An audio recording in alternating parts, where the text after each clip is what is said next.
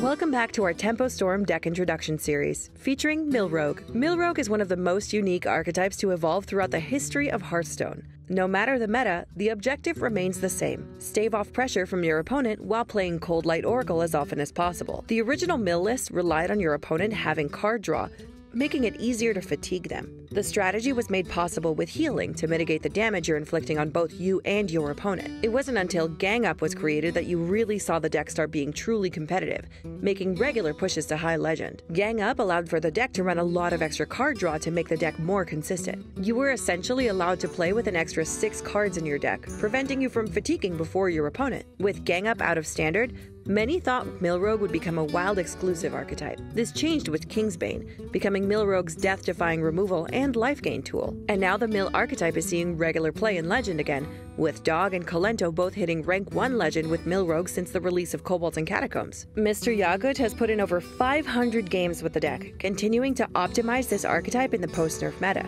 Though it sits at tier 3, the deck is used to counter the slower meta of High Legend. Let's take a look at what makes Millrogue work in the post-nerf meta. Millrogue in Kobolds and Catacombs features a solid weapon package, a variety of survival tools, and an abundance of ways to abuse the unique ability of Cold Light Oracle. The game plan is simple on paper, but this is a deck that rewards you the more practice you put into it. To get the most out of your Cold Lights, you have to Shadow Step and Vanish to replay them. And Valyra the Hollow allows you to play additional copies of Cold Light Oracle in the same turn. This is especially devastating in the late game, where you can force your opponent to draw as many as 6 cards in a single turn. Try not to run out of Cold Light Oracles if possible, since it's a win condition as well as a draw engine. This could mean not playing Cold Light after Shadow Stepping it, for example, waiting until you draw another means of bringing it back into your hand. There may be some matches where you're using Vanish as a really slow Shadow Step against slower decks. However, the majority of the time you'll be using Vanish in addition to Sap to thwart minion pressure applied by decks like Big Priest, and being able to sneak in your Cold Light Oracle will just be a bonus. If you're forcing your opponent to overdraw with a Cold Light and Vanish turn, decide whether you want to destroy their minions on the board or the cards in their deck before committing to the turn. This will depend on how effectively you can remove their minions and deny pressure the following turn, if at all, depending on the game state. With a Shadow Stepped Cold Light, a Preparation, and a Vanish, this can be done with 4 mana. This deck is as effective as your ability to plan out a turn, especially before playing Cold Light Oracle so you don't also overdraw cards. This is made easier with 0 mana spells like Backstab and Preparation.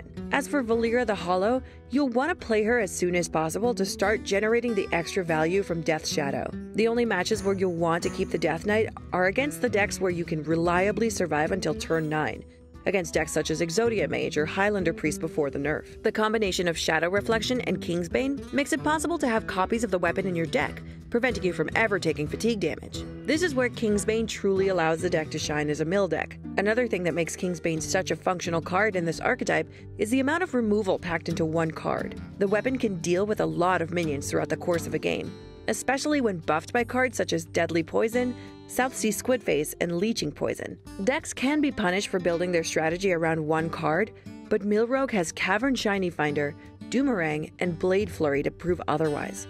Cavern Shiny Finder helps you find your Kingsbane at any stage of the game. Doomerang can deal with 2 minions in one turn, as well as reset the durability since it goes back into your hand afterwards. And Blade Flurry prevents your opponent from clawing their way back into the game once your Kingsbane is in full swing. With this in mind, find what else you need in your opening hand with Kingsbane and Cavern Shiny Finder based on the matchup.